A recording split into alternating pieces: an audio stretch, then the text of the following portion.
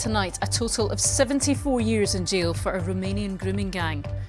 The 4 men and a woman raped and sexually abused 10 women in Dundee. It may be that you thought that no one cared for your victims, meaning you could do whatever you wanted to them without consequence. If so, events have proved you wrong. Also on tonight's programme, MSPs are urged to allow hundreds more prisoners out of jail early after the prison population reached a record high. Coming up in the sport, is it too early for title talk, or are Hearts the real deal after moving 8 points clear at the top of the Premiership table? And we meet the award-winning Orkney vet who counts dolphins and seals among her patients. Hello, I'm Laura Miller. This is Reporting Scotland.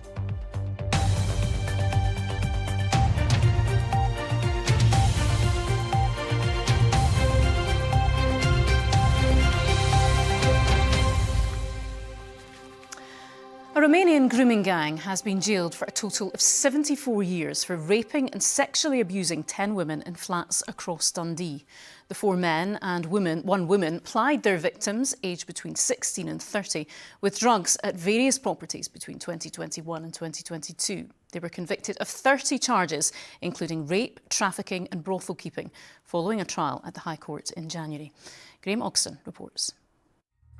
Marianne Kumpanasoyu, posing in Dundee while 50 Cent's PIMP plays in the background. The gang ringleader, described as a winking, smirking pimp, is now starting a 20-year jail term after being convicted of 10 charges of rape. His co-accused Remus Stan, jailed for 12 years, Catalin Dobry, 10 years, Christian Urletanu, 18 years, and Alexandra Begonia, jailed for 8 years. All were convicted of rape or multiple rapes. Sentencing the gang, Judge Lord Scott praised the courage of their young victims. Each of the women who gave evidence against you found the strength to do so, despite their difficulties.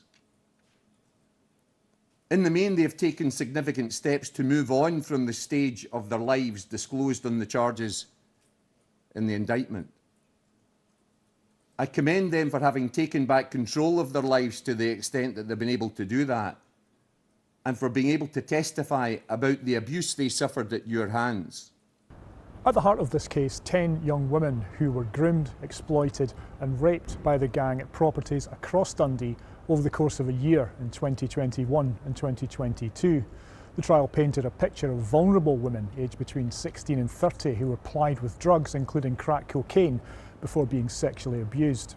The gang's activity came to light as part of a police investigation focusing on the trafficking of women from Eastern Europe into brothels in Dundee.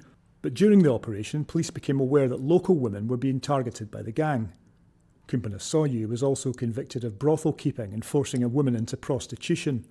The trial heard he made the woman climb a tree and stay there as a punishment for not earning enough money. This local women's support group in Dundee welcomed the sentences, but issued a note of caution. So we see this quite often because we have a specialist project that supports women who've been affected by sexual exploitation. So for us it's quite common. However, locally it reflects the national picture as well, where we see perpetrators exploiting vulnerability through manipulation, control and violence.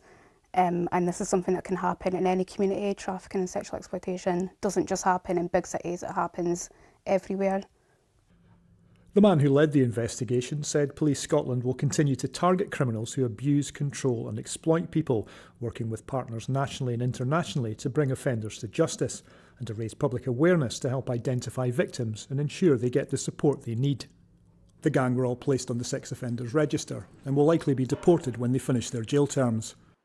For their victims, the slow process of rebuilding their lives following their ordeals at the hands of the gang continues. Graham Ogston, Reporting Scotland. The UK government has squandered billions of pounds on asylum accommodation. That's the verdict from a committee of MPs, with costs on hotels tripling to more than £15 billion over a decade. Throughout Scotland, there are just over 6,000 asylum seekers, with 1,500 living in hotels. But in Glasgow, where almost 4,000 are living, asylum seekers are housed in flats. And it's prompted the SNP-led council to argue accommodation for the city's homeless is being restricted. Well, we can speak now to our Westminster correspondent, Paris Gortsoyanis. Paris, what's the report saying then? Well, Laura, this is all about private contracts that the UK Home Office has signed with providers to supply asylum accommodation. And while it's true that part of the rising costs is about the rise in the sheer number of asylum seekers coming to the UK in recent years, the report details a series of failings by the Home Office to manage those contracts. The MPs say that poor management, a lack of competition in some cases, and a lack of cost controls has led to a rise in the use of hotels. Those hotels have been a source of tension and protest in places like Falkirk, Perth and Aberdeen. Hotels now account for a third of all asylum seeker accommodation in Scotland. They're also more expensive to use than flats. Today's report states that initially the rise in the use of hotels was about meeting COVID rules, but MPs also found that actually they can be more profitable for those private providers. The issues, though, with asylum seeker accommodation aren't limited to hotels, though. Glasgow has the highest level of asylum seeker accommodation of anywhere in the UK. Most are housed in flats, though. That has its own problems. Yeah, so the committee did hear from Glasgow City Council. Yes, so the report criticises the lack of coordination between the Home Office and local authorities in communities where asylum seekers are hosted. And MPs heard that Glasgow is housing 4 times more asylum seekers than Home Office plans allow for. The number of homes held by the Home Office's contractor is nearly 7,000. Meanwhile, the council has 1,500 homeless families on its books in hotels or bed and breakfast because it can't find them anywhere to stay. The other problem in Glasgow is that when asylum seekers are granted refugee status, they have to find somewhere else to live. That process has been sped up to try and clear the backlog in asylum claims. That's left growing numbers of homeless people going to the council for somewhere to stay. And it's compounded by refugees from across the UK heading to Glasgow because Scotland's homeless rules are more generous than those in England. OK, Paris at Westminster, thank you.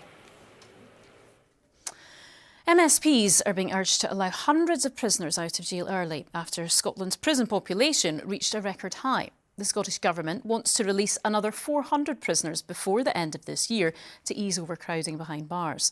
The Chief Inspector of Scotland's prisons has said jails are becoming human warehouses with an increased risk of violence.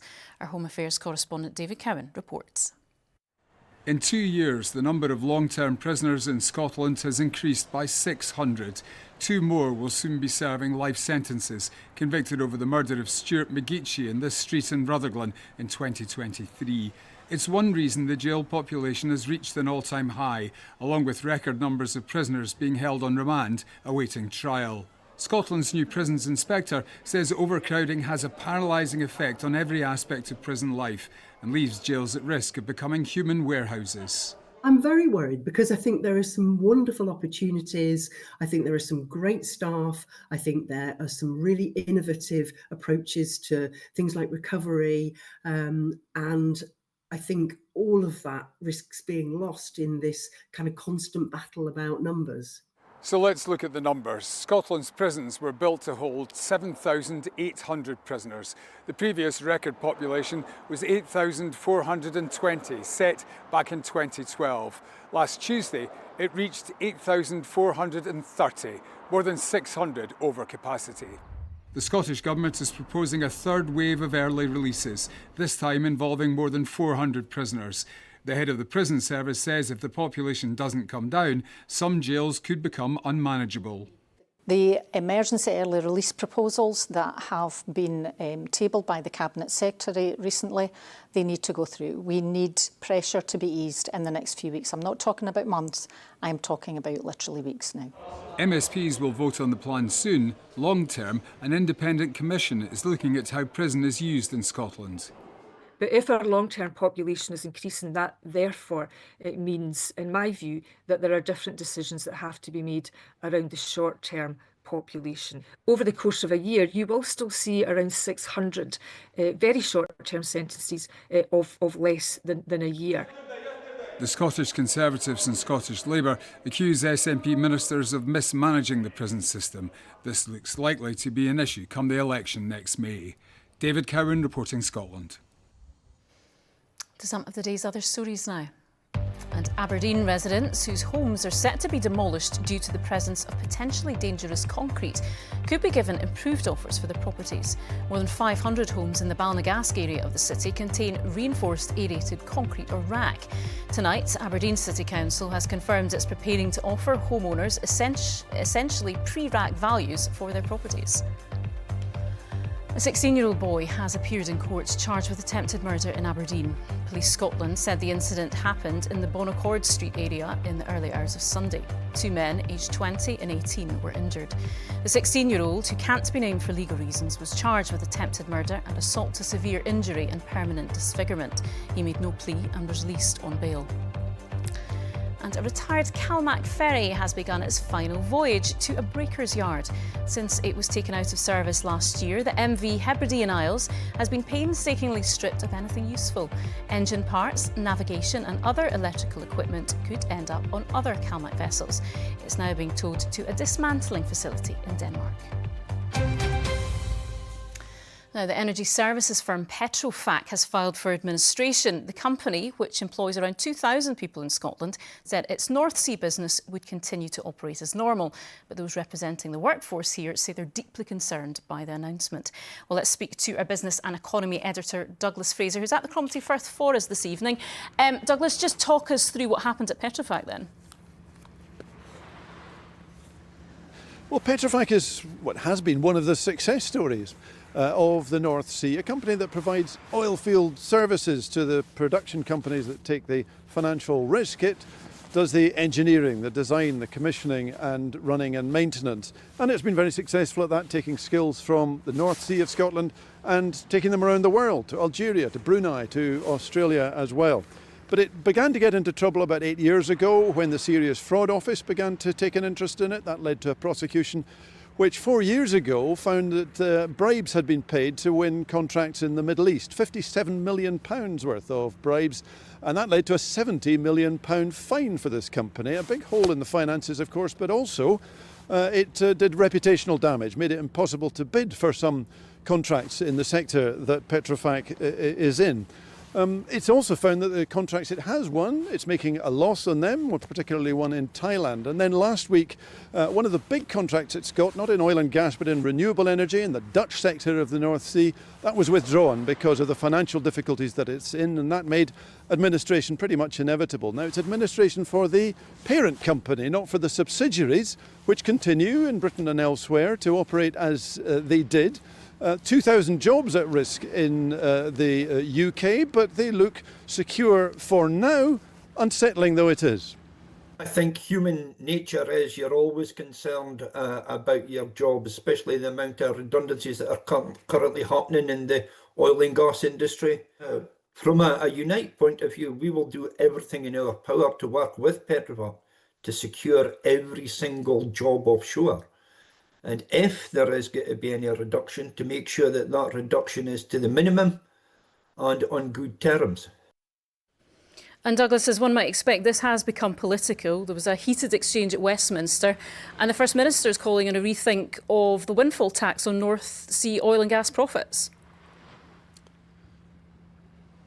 Yes, the Conservatives, as well as the SNP at Westminster and elsewhere, have been drawing attention to the problems for the sector as a whole. The supply chain companies like Petrofac facing high taxes in the sector, and also a bar on new drilling, new exploration, which is why you can see some rigs are parked here instead of being out at sea and at work.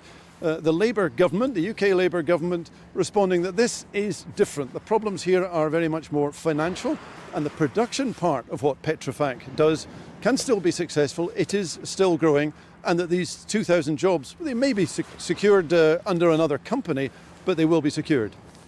OK, Douglas, live at the Cromarty Firth. Thank you very much. OK, let's see what's coming up on the news at 7 over on the BBC Scotland channel shortly. Amy is here. Who are you hearing from tonight, Amy? Plenty of people on the programme as always, Laura. We're going to kick off with those record prison numbers. So we're going to be joined by the Chief Inspector for Prisons for Scotland, just looking at the causes and possible solutions for overcrowding in Scotland's prisons. We'll also be hearing in more detail from one of the Scottish MPs on that Home Affairs Committee at Westminster. We were talking to Paris earlier about the asylum accommodation, so we'll hear in more detail from one of the MPs on the committee. And beavers have been introduced in Glen Affric for the first time in 400 years, Laura. So we're looking at both sides of the argument, both for and against. See it. Yeah, three big issues, three big talking points. Thank you, Amy. Tonight's main news again.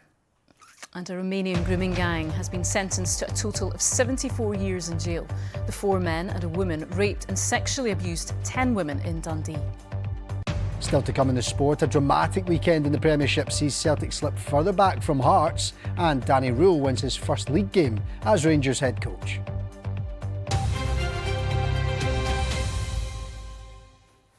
Now, when you walk down your local high street, you might not necessarily think of it as a place where organised crime takes place, but that is the target of a major police crackdown in Scotland this month. The National Crime Agency's Operation Machinise aims to tackle businesses used as criminal fronts for money laundering, selling counterfeit tobacco and vapes, and using vulnerable people for work. Our social affairs Chris Clements takes a look. It's mid-morning in the East End of Glasgow, and police are detaining 2 men they believe fled a local shop just seconds earlier. What language do you speak? No, speak English. What language? Kurdish. Kurdish. Okay. You got keys? Using keys handed over by the men, officers from HMRC gain access to a mini-mart by the main road. Inside, they're looking for evidence of counterfeit tobacco, fake vapes, tax offences. This isn't a one-off exercise targeting a single shop. HMRC were really interested in a lot of the premises, so they've pulled them together. This is part of Operation Machinise. It's aimed at disrupting gangs using high street businesses as fronts for organised crime and money laundering. Led by the UK National Crime Agency, more than 150 businesses are being raided across Scotland this month. It's a UK-wide operation into serious and organised crime, money laundering, targeting shops that would use cash, vape shops, barber shops, hairdressers, car washes. They use vulnerable people as staff, and we're looking to disrupt that. A visit to another premises, one of 13 this morning. They take across all shops today. 4,000 cigarettes seized, 5 kilos of tobacco, 7 people reported for benefit fraud. The overall result of this nationwide operation will be revealed later. Chris Clements, reporting Scotland, Glasgow.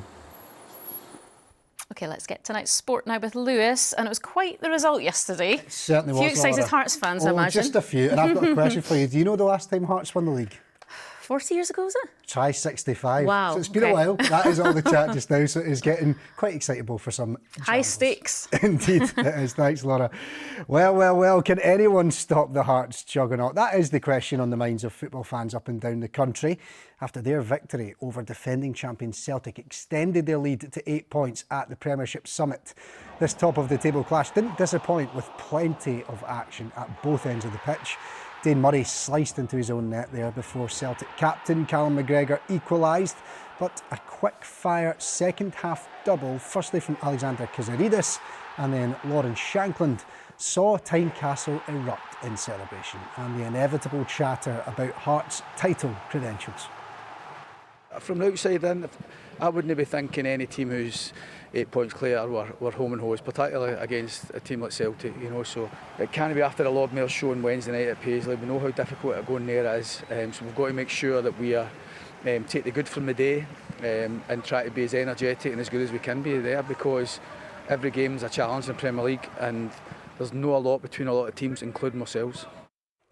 And this is the reason why Hearts are looking down the table from upon high. They've dropped points in just one league game, against Motherwell there, and that solitary draw came around wins at Ibrox, as well as a victory in the Edinburgh Derby, and of course that victory against Celtic. So a very impressive start. And despite their lofty position and 8-point lead, it is just a start. This is the full table, of course, and there are still 29 league games to be played. That's 87 points up for grabs, so an awful long way to go. But one former Hearts player and coach has seen enough to think that they can go all the way and lift the Premiership trophy in May. I think they can, yeah. I think they've proven that he's done it with Brighton, he's done it with Union Saint-Gilloise. And I think if they invest again in the January, then they give themselves a real good opportunity. I think they'll need to have a bit of luck along the way, you know, with the injuries to key players and things like that. But, you know, they've put themselves in a fantastic position. I think that the game at the weekend there was a massive statement. You know, they've already managed to go into Glasgow and win against Rangers. Then when the Old Firm come to town, if you can turn them over like that, it gives everyone belief. Meanwhile, Celtic manager Brendan Rodgers insists they must remain positive despite suffering back-to-back league defeats for the first time in 2 years. The Parkhead boss is without a number of key players through injury, but he doesn't seem too concerned at this early stage of the season, with Falkirk at home this midweek, coming before a League Cup semi-final clash against Rangers on Sunday. That's what we have to remain positive with. You know, it takes a level of determination, and like I said, it's still so early.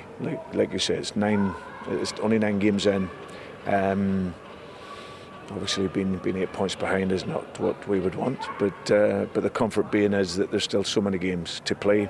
But ultimately, we have to focus on ourselves and get our level of determination and find somehow that quality that could create us more opportunities. Well, Rangers won their first game in 5 attempts, and it was a maiden victory for new head coach here, Danny Rule, who was delighted by his team's performance against Kilmarnock.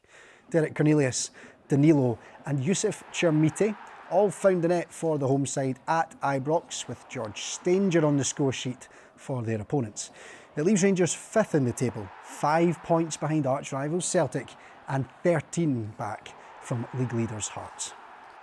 I enjoyed really to see my team today, how we played. It was not everything perfect, but I saw a lot of good things, and I think this is exactly what we want to do. And when some players come then after the game and they said, "Oh, today it was a good step forward, much better," it gives us a good feeling, and from this we should building up something good step, not more. Elsewhere, Aberdeen manager Jimmy Tillene remains convinced his struggling Dons will improve. They lost at home to Hibernian and have announced that German Lutz Pfannenstiel will be the new sporting director at Pittodrie. Aberdeen fans want to see progress on the pitch as well as off it, and Tillene insists it'll come. But I'm still convinced we can turn it around. We have to. The thing is for us is right now these 50-50 situations. It's we have to stand up more in this moment and don't just running through us. That could happen now in Athens in this game today.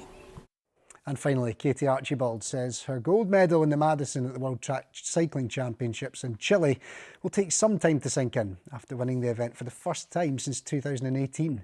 Archibald teamed up with Maddie Leach in the gruelling 120-lap race and ended up as runaway winners after the Netherlands crashed out. It was the Scots' second podium finish of the meeting after she won silver in the women's elimination race.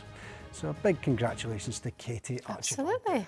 And it's all getting quite interesting in the league, isn't it? Certainly, there's plenty to talk about, Laura. It's still very early, though, isn't it? It is. Let's keep calm. Yeah, thank you, Liz. Thanks.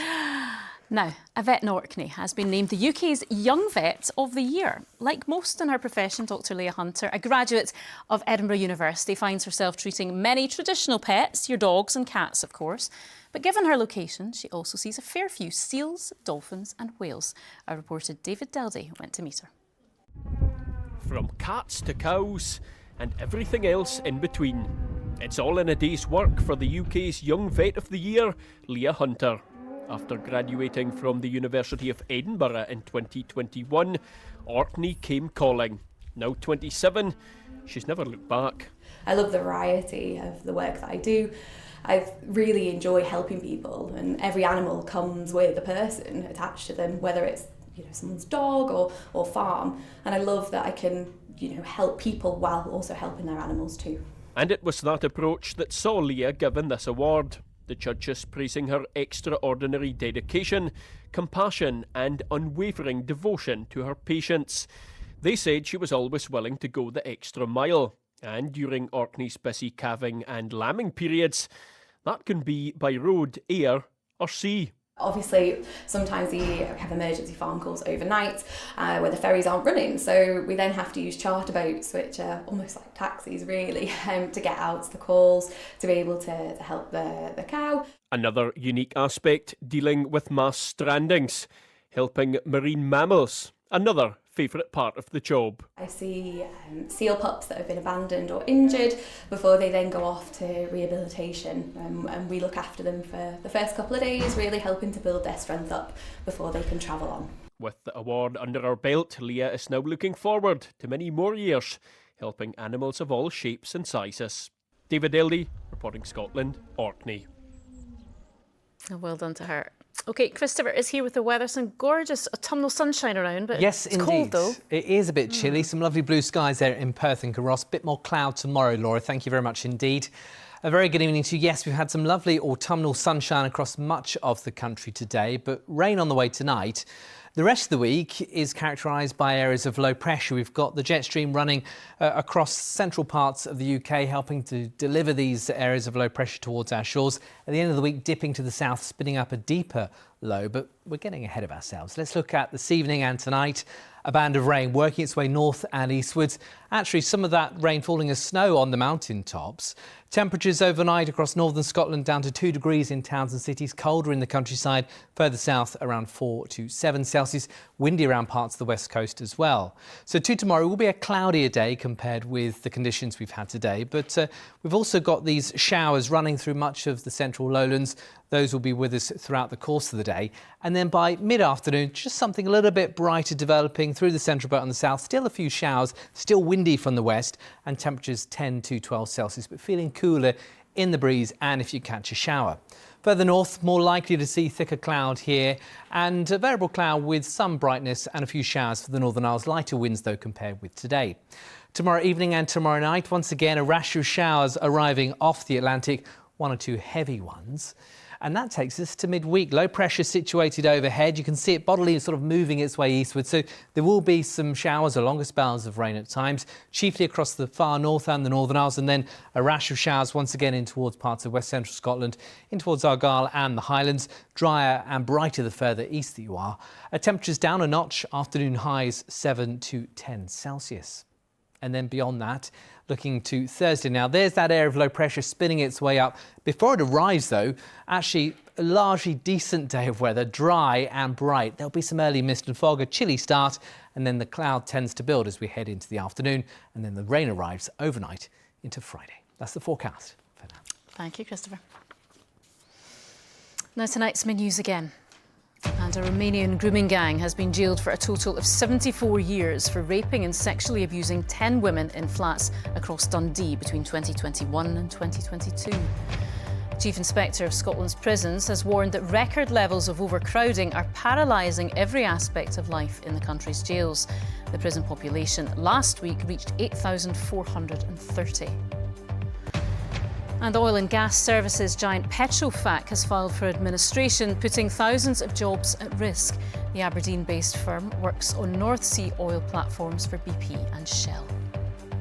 And that is Reporting Scotland. I'll have your late news at 10:30 tonight. Until then, from everyone on the team, enjoy your evening. Good night.